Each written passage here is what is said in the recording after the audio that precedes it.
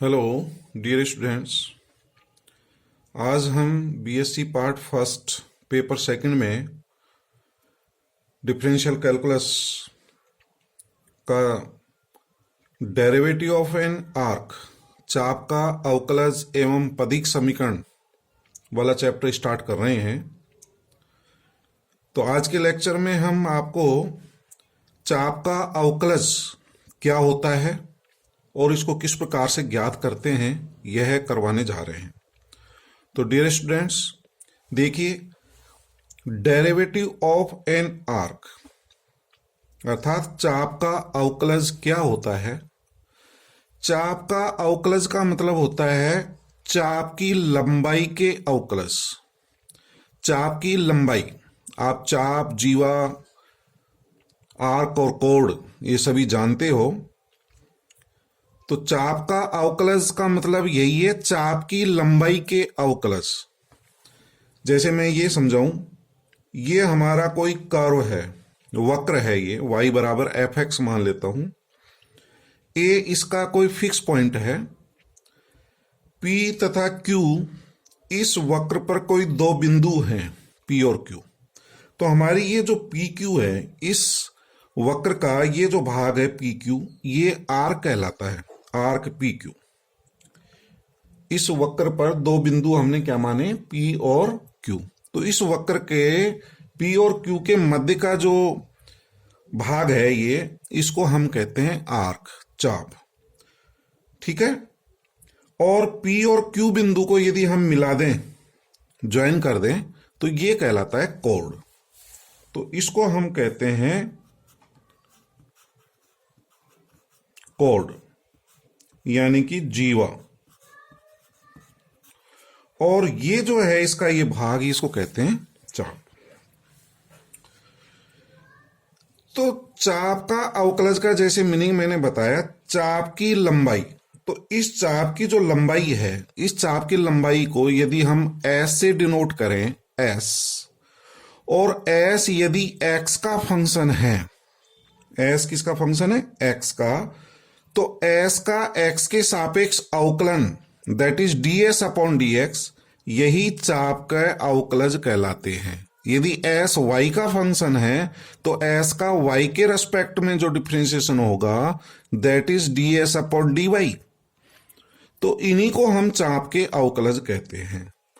तो चाप के अवकलज क्या हैं, यदि वक्र के किसी चाप की लंबाई s x का फंक्शन हो, that is s is function of x, तब s का x के सापेक्ष अवकलन ds अपॉन dx चाप का अवकलज कहलाता है। इसी प्रकार से यदि s y का फंक्शन है तो ds अपॉन dy भी चाप का अवकलज कहलाता है।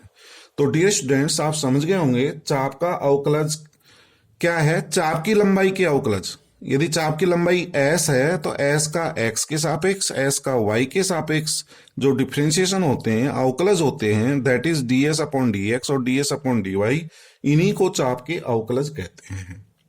ठीक है। इसके बाद चाप और जीवा में क्या अनुपात होता है ये बताने जा रहे हैं। एक चाप का इसकी जीवा से अनुपात। जैसे आपका जो है चाप, ये PQ लिया गया है और ये जीवा है, इन दोनों बिंदुओं को मिला दे तो ये जीवा कहलाता है। तो इस जीवा में और इस चाप में अनुपात में क्या रिलेशन होता है, यह अपन बता रहे हैं। देखिए डियर स्टूडेंट, यदि P और Q इस वक्र पर कोई दो भाग हैं, यदि Q बिंदु P की ओर अग्रसर हो, Q टेंड्स टू P, तो जैसे जैसे बिंदु Q P की ओर अग्रसर होगा तो चाप की लंबाई और जीवा की लंबाई में कोई अंतर नहीं होगा। इसको ऐसे समझिए डियर स्टूडेंट्स, जैसे ये हमारी कोई वक्र है और P और Q इस पर बिंदु है, तो ये तो हमारी क्या कहलाती है, चाप, और इसको क्या कहते हैं, जीवा। अब ये Q बिंदु P की ओर टेंड्स करे, Q टेंड्स टू P, यानी कि बिंदु Q P की ओर अग्रसर होगा, तो ये Q बिंदु यहां आ जाए और P और Q को मिला दें, तो ये जो है आप देखेंगे जीवा और चाप में कोई ज्यादा अंतर नहीं होगा। जब यहां पे आ जाएगा तो फिर इसको मिलाएं, तो अभी भी आपको थोड़ा बहुत अंतर नजर आ रहा है। जब Q बिंदु P के और नजदीक हो जाए यहां पर, तो जीवा और चाप को मिलाएंगे तो आपको ये नहीं पता पड़ेगा जीवा कौन सी है और चाप कौन सी है। और Q बिंदु जब P पर आ जाएगा तो Q बिंदु P के संपाती हो जाएगा, कौन साइड करेगा। और ये जो जीवा है ये किस में बदल जाएगी, स्पर्श रेखा में। तो जैसे जैसे बिंदु Q P की ओर अग्रसर होगा तो जीवा की लंबाई और चाप की लंबाई लगभग बराबर होंगी। ठीक है डियर स्टूडेंट्स, आपको ये दूर लग रहा है तो जैसे जैसे पॉइंट Q P के ओर टेंड्स करेगा तो जीवा की लंबाई और चाप की लंबाई लगभग क्या होंगी, बराबर होंगी। और जब Q बिंदु P पर संपाती हो जाएंगे तो वो तो कौन साइड कर देंगे। तो यही इसमें बताया गया है। तो चाप PQ अपॉन जीवा PQ, Q tends to P, तो हम लिमिट ले लेते हैं, limit Q tends to P, तो इसका मान जो है 1 के बराबर होता है। ठीक है डियर स्टूडेंट, तो जैसे जैसे बिंदु Q P की ओर टेंस होता है तो जीवा में और चाप में कोई अंतर नहीं होता है, अर्थात उनकी लंबाइयां जो है लगभग बराबर होंगी। तो मैं ये कह सकता हूं जब Q बिंदु P के नजदीक पहुंचेगा तो जीवा की लंबाई और चाप की लंबाई लगभग बराबर होंगी। तो इस लिमिट का मान 1 होता है। तो ये याद रखें, ratio of an arc with its chord 1 होता है। ठीक है, अब हम चाप की लंबाई के अवकलज ज्ञात करेंगे। ds अपॉन dx का ds अपॉन dy के मान क्या होते हैं वो बताने जा रहे हैं। आप उनके फॉर्मूले याद रखना, मैं तो डेरिवेशन बता रहा हूं। डेरिवेशन एग्जाम में कम पूछा जाता है, आपको फॉर्मूले याद करने हैं। ठीक है, तो चाप की लंबाई के अवकलज ज्ञात कर रहे हैं। तो हमें एक कोई वक्र दे रखा है, ये कोई वक्र है y बराबर fx, ए इसका कोई स्थिर बिंदु है, फिक्स पॉइंट है। P और Q इस वक्र पर कोई दो बिंदु स्थित हैं, P और Q। तो ये P और Q इस वक्र का जो भाग है ये कहलाता है चाप। P और Q को मिला दें तो ये कहलाती है जीवा। इसकी लंबाई को डेल्टा L से डिनोट किया गया है। और ये जो स्थिर बिंदु है फिक्स पॉइंट A, बिंदु A से बिंदु P की जो चाप की लंबाई है उसको S माना गया है। चाप AP की लंबाई S है। और A से लेकर के बिंदु Q, A से लेकर के Q बिंदु तक चाप की लंबाई को S प्लस डेल्टा S माना गया है। तो PQ चाप की लंबाई क्या हो जाएगी, डेल्टा S। तो PQ चाप की लंबाई को हमने डेल्टा S डिनोट किया है, इसको डेल्टा S। ठीक है डियर स्टूडेंट, P बिंदु पर एक स्पर्श रेखा खींची गई है, ये वाले एक स्पर्श रेखा टेंजेंट लाइन खींची गई है जो x अक्ष के साथ साई कोण बनाती है। इसी प्रकार से बिंदु Q पर एक स्पर्श रेखा खींची गई है जो x अक्ष के साथ साई प्लस डेल्टा साई कोण बनाती है। और इन दोनों स्पर्श रेखाओं के बीच का यदि कोण ज्ञात करेंगे तो वो डेल्टा साई आ जाएगा। ये कोण डेल्टा साई है इसके बीच का, क्योंकि ये एक त्रिभुज बन जाता है, ट्राइंगल बन जाता है। और ट्राइंगल में आप जानते हो कि भैश कोण जो होता है exterior angle equals to sum of two interior opposite angles होता है। तो ये जो भविष कोण दो अंतराभिमुख कोण के योग के बराबर होता है। तो ये वाला जो कोण है इसके और इसके योग के बराबर होगा। तो ये कोण जो आएगा ये डेल्टा साई हो जाएगा। दोनों स्पर्श रेखाओं के मध्य का कोण डेल्टा साई के बराबर है। ठीक है डियर स्टूडेंट, यदि P बिंदु के कोऑर्डिनेट x और y मान लें, P बिंदु के कोऑर्डिनेट x और y हैं और Q पॉइंट के कोऑर्डिनेट, इस पॉइंट के कोऑर्डिनेट हमने माने x delta x y plus delta y। ठीक है डियर स्टूडेंट, P के कोऑर्डिनेट हैं x एंड y और Q बिंदु के कोऑर्डिनेट हैं x प्लस डेल्टा x और y प्लस डेल्टा y। तो आप ये Pn, ये जो है बिंदु P और Q से x अक्ष पर लंब खींचा, P से PL लंब है और एक QM x अक्ष पर लंब खींचे गए हैं। बिंदु P तथा Q से x अक्ष पर PL तथा QM लंब डाले गए हैं और बिंदु P से इस QM पर ये लंब डाला गया है। परपेंडिकुलर है, ये परपेंडिकुलर है, ये x अक्ष पर परपेंडिकुलर है। तो अब एक ये ट्राइंगल बन जाता है, ये समकोण त्रिभुज बन जाता है पी एन क्यू। ये एक समकोण त्रिभुज है। पी एन का मान कितना होगा? तो ये मान तो आपको पता है एक्स है, यहां से यहां तक, क्योंकि पी का कोऑर्डिनेट क्या है एक्स। और ओ एम ये एक्स प्लस डेल्टा एक्स है, क्योंकि इसके coordinate X plus delta x माना गया है बिंदु क्यू का।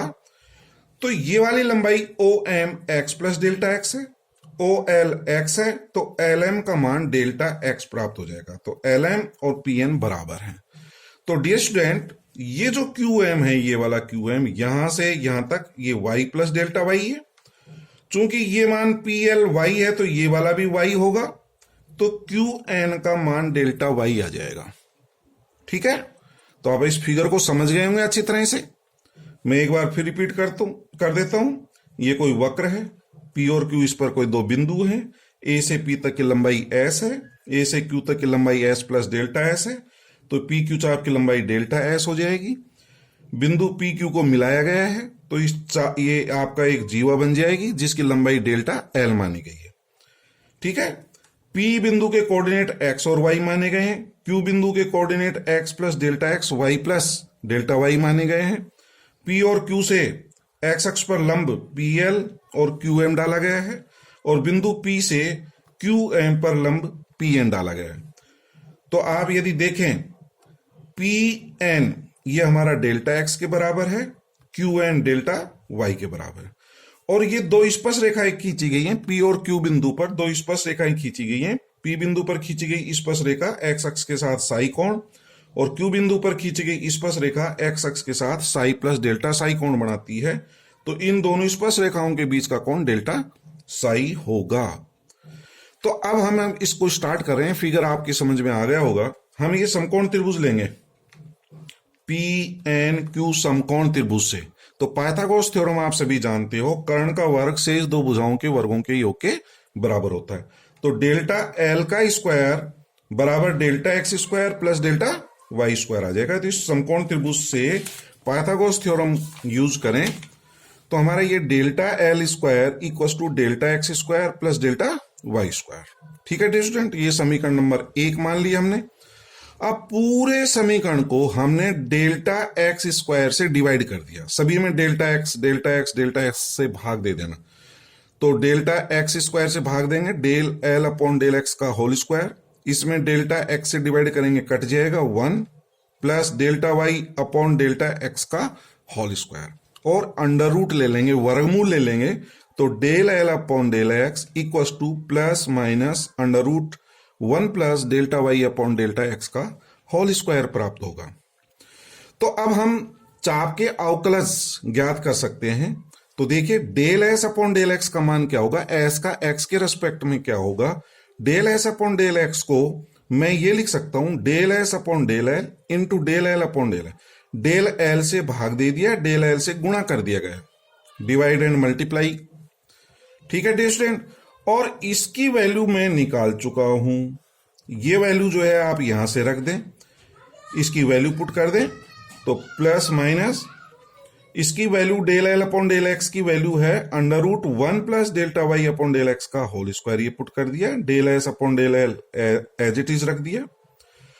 अब हम क्या करेंगे, जब बिंदु Q टेंड्स टू P, तो इस फिगर को देखिए, जब ये बिंदु Q जो है P की ओर टेंड्स करेगा, जैसे जैसे बिंदु Q P की ओर अग्रसर आएगा, तो देखिए डेल्टा x और डेल्टा y की लंबाई कम होती चलेंगी। जब Q बिंदु यहां आ जाएगा तो यहां से लंब डालें, तो डेल्टा y ये हो जाएगा, डेल्टा x इतना बचेगा।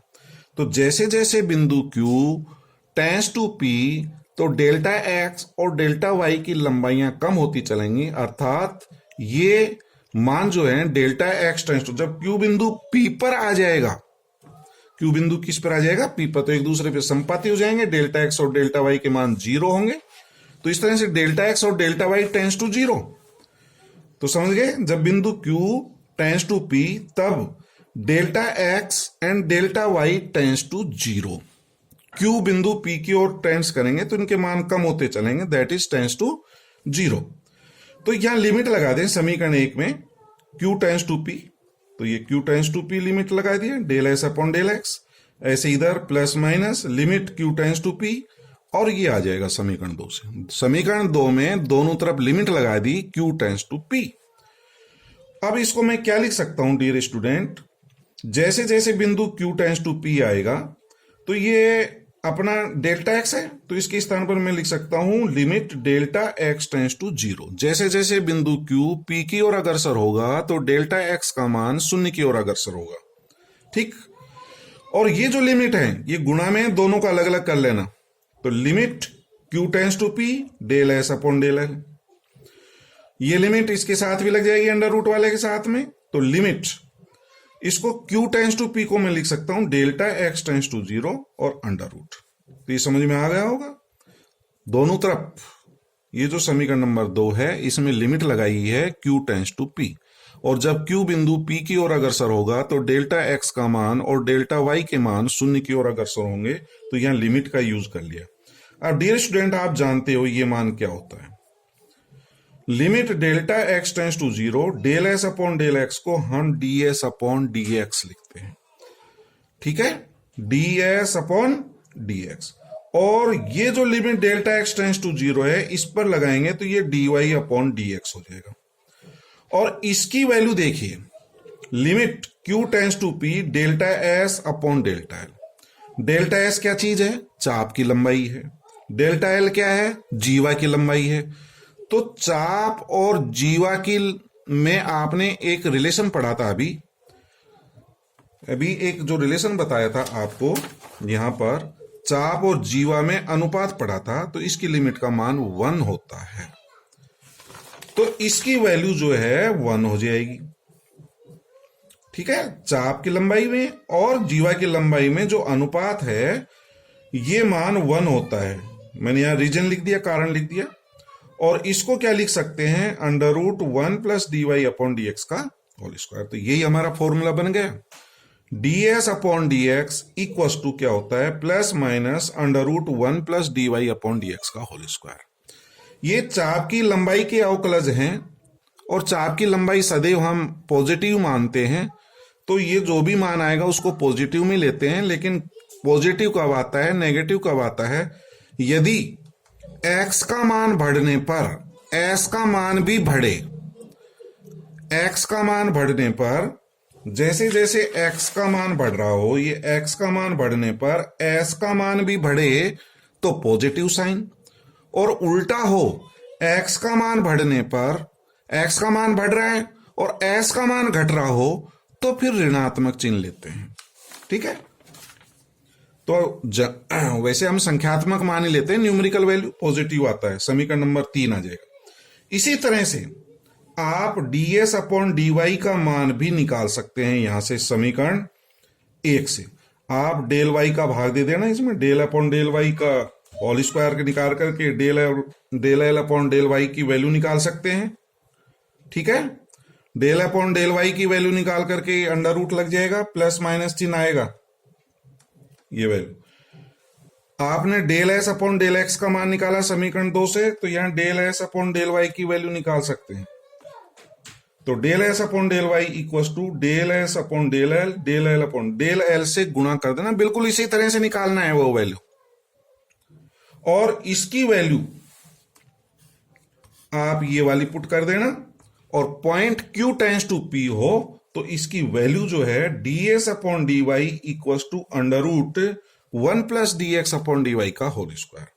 तो ये समीकरण 3 है, ये समीकरण 4 है। तो समीकरण 3 और 4 में D S upon D X और D S upon D Y के मान निकाला, और यही हमारे चाप के अवकलज कहलाता है। एस का एक्स के रेस्पेक्ट में, एस का वाई के रेस्पेक्ट में जो डिफरेंशिएशन होते हैं यही चाप के अवकलज कहलाते हैं। तो चाप के अवकलज कुछ नहीं है, चाप की लंबाई के अवकलज हैं।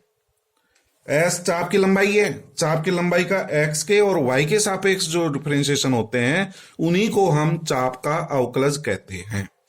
और ये फॉर्मूला याद करना बहुत इजी काम है। मैं इस फॉर्मूले को याद करने का तरीका बता रहा हूं आपको। क्या तरीका है,